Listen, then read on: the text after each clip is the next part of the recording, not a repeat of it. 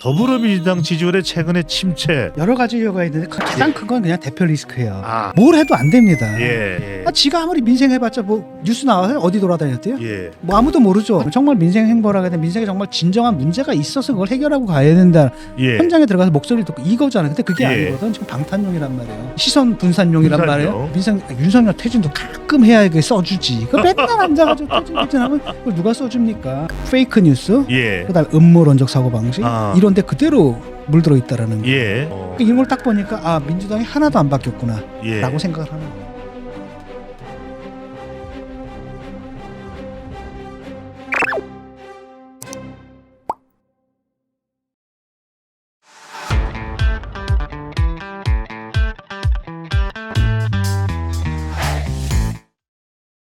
요즘 신년 여론조사에 나타난 또 다른 또 주목을 해볼 만한 것이 이 정당 지지율입니다. 뭐 정당 지지율 우리 계속 분석을 합니다만 민주당 지지율이 심상치 않다.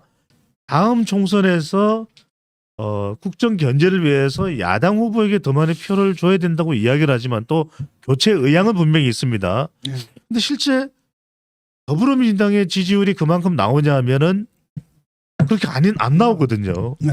가장 큰 원인 아까 한번 짚어주셨습니다만 더불어민주당 지지율의 최근의 침체 어디서 원인을 찾아야 될까요? 여러 가지 이유가 있는데 크게 세 가지거든요. 가장 예. 큰 건 그냥 대표 리스크예요. 아, 뭘 해도 안 됩니다. 예, 뭐 아무리 이재명이 대표로 앉아 있는 한은 뭐 뉴스의 중심 그게 될 수밖에 없어요. 예. 대장동이 되고 백현동이 되는 거고요. 예. 성남 FC가 되는 거고요. 정진상이 되는 거고 김용이 되는 거고 김만배가 나오는 거예요. 예, 지가 아무리 민생 해봤자 뭐 뉴스 나와요? 어디 돌아다녔대요? 예. 뭐 아무도 모르죠. 근데 지금 장외 민생 행보를 꽤 오래 했지만 장외 민생 아무도 관심 예, 없어요. 왜? 현장에서 나오는 이야기는 윤석열 퇴진밖에 안 들립니다. 그러니까 윤석열 퇴진 뭐 이렇게 얘기하는데 그게 무슨 민생행보야. 예, 장애 시위지. 아. 장애 집회지. 그러니까 이게 안 되는 거예요. 예. 이게 절대 안 되거든요. 그냥 예. 이슈를 다 그다음에 또 하나는 뭐냐면 정말 민생 행보라고 하면 민생에 정말 진정한 문제가 있어서 그걸 해결하고 가야 된다. 예. 현장에 들어가서 목소리를 듣고 이거잖아요. 근데 그게 예. 아니거든. 지금 방탄용이란 말이에요. 아하. 시선 분산용이란 분산용. 말이에요. 이러다 보니까 진정성이 있어? 거기서 할 얘기 없지. 그러니까 윤석열 예. 퇴진 이 얘기만 하는 거예요 지금. 그게 무슨 민생 행보야. 아, 이러다 보니까 아예 뉴스거리도 안 되는 거지. 예. 윤석열 퇴진도 가끔 해야 이게 써주지. 그 맨날 앉아가지고 퇴진하면 그걸 누가 써줍니까? 안 써준단 말이죠. 아 그런데 교수님 말씀하셨을 때 세 가지 이유 말씀하셨는데 저는 첫 번째는 이재명 리스크, 예. 두 번째, 세 번째가 매우 궁금합니다. 두 번째는 그거예요. 첼리스트 문제 같은 거.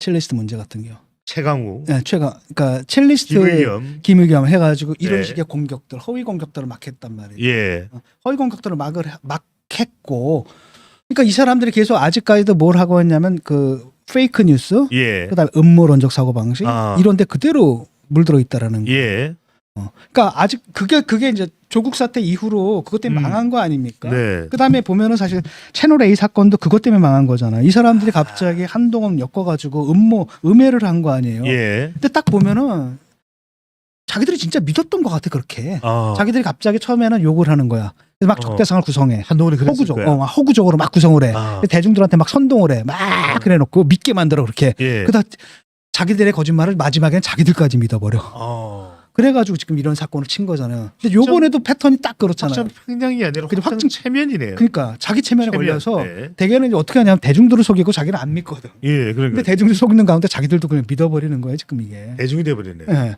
위험해진 거죠 지금 정신 심리적으로. 어이. 요번에도 너무나 간단한 전화 한 통이 확인할 수 있는 건데 예. 그냥 믿어버리고 그냥 가잖아요. 그러니까 이런 걸 딱 보니까 아 민주당이 하나도 안 바뀌었구나라고 예. 생각을 하는 거예요. 아, 그다음에 이제 세 번째가 바로 뭐였냐면 불변하는 민주당. 네. 세 번째가 바로 뭐였냐면 이게 이제 뭐 페이크 뉴스, 그다음에 음모론, 뭐 김어준, 예. 뭐 이런 거 있잖아요. 예. 이런 식의 가짜 뉴스, 허위 뉴스, 과장 광고, 그다음 선전 악마상 구축하고 예. 이런 이미지 정치, 이런 식의 구태연한, 쉽게 말하면 한마디로 그냥 네거티브 정치.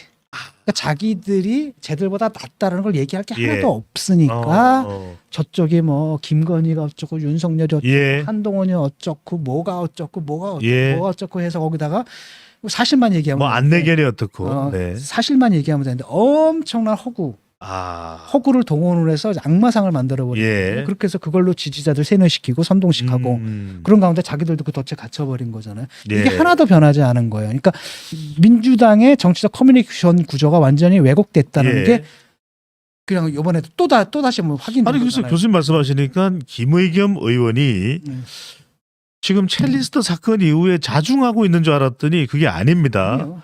김의겸 의원이 뭐라고 이야기를 하냐면 그때 교수님 말씀하셨던 대로 비즈니스 차원의 성격이 있는 것 아니냐라는 해석을 해주지 않으셨습니까? 이번에 이런 이야기를 했습니다. 한동훈 잘 훈련된 배우 같아 가장 괴이한 장관이다. 어떻게 보십니까? 이것도 그 사람 그러니까 그게 이제 다음 문제거든요. 예. 세 번째 문제가 바로 그 지지자들과의 관계 문제라는 거예요. 음. 이번에도 딱 보면 뭐냐 검사 리스트를 갖다 공개를 했단 말이에요. 검사 명단을 공개했어요. 예. 옛날에 그런 거 민주당에서 가끔 그런 게 있었거든요. 예. 예컨대 공천 때가 되면은 뭐 살생부 명단 막 예. 들고. 근데 강성 지지자 등 또는 과격한 지지자 이런 사람들 일부 그런 일탈을 했단 말이죠. 예. 당 차원에서 그걸 갖다 제재를 했단 말이에요. 음. 요번엔 당 차원에서 한 거예요, 이거를. 야. 당 차원에서 이걸 리스트를 만들어가지고 뭘 한 거냐면 당원 그거 당의 그 커뮤니케이션 네. 루트가 있잖아요. 그걸 통해 가지고 당원들한테 공유를 시킨 거예요. 대표에 대한 수사이기 때문에 그랬을까요? 그러니까 미친 거죠, 완전히. 아. 그 다음에 그걸 뭘 했냐면, 아니 뭐 누구에 대한 수사건 간에 이거는 원래 예. 공당에서 해서는 안 되는 짓이잖아요. 예. 이게 그러니까 홍위병 문화거든요. 이걸 갖다가 공당에서 받아들여서 공당 차원에서 했다는 굉장히 다른 예. 차원이라는 거죠. 그러니까 놀랬다는 거죠. 그러니까 지지자들 중에서 강성들이 있잖아요. 과격한 사람들. 예. 예컨대 저쪽 국힘에서도 갑자기 저기 뭐 어디까지 그 문 대통령 그 사족까지 청산마을. 내려가가지고 거기서 이상한 시위하고 예. 그다음에 또 뭡니까 그 요번에 그 용산 이태원 참사 그 예. 가족들 앞에 가가지고 뭐 이상한 시위하는 네. 미친 놈들이 있잖아요. 그런 미친 놈들 어디나 있는데 그런 게 아니라 당 차원에서 이걸 했다. 예. 이렇게 되다 보니까 개인의 일탈이 아니라. 예, 당 차원에서 했다는 거니까 당 전체가 이런 식의 예. 홍위병 문화 쉽게 말하면 팬덤 정치의 이상한 예. 이상한 변종이라고 할까요? 여기서 아직도 벗어나지 못했다는 게 이번에 너무나 드러나고 벗어나지 못할 뿐 아니라 예. 아예 제도화됐다는 겁니다. 이거는.